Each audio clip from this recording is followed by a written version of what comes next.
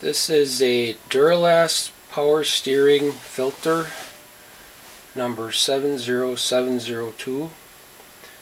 I was warming up my vehicle the other day and noticed a puddle of fluid was underneath it. And I ran this filter for several months with no problems, but it got very cold the other day. So apparently when it gets really cold out, the fluid viscosity obviously goes up and you get a lot more back pressure on your return line where this is installed.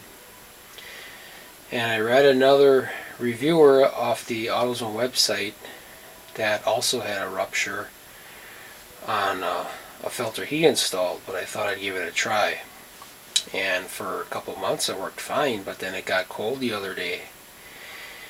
I also ran a previous filter, almost exactly the same as this, but it had a metal housing, and that actually had a hose pop off one of the ends a few winters ago when I was warming my car up.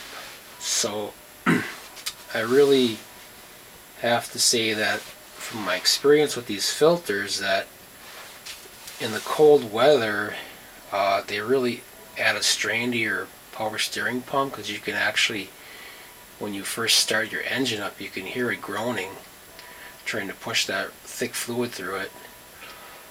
But I did have really dirty fluid before I started using these, and after I started using them, there was a vast improvement in the cleanliness of the power steering fluid. So they do a good job of cleaning it. It's just that in the cold weather it really kind of creates more problems. So this is the filter that I pulled off my car the other day, and you can see the end just completely blew off.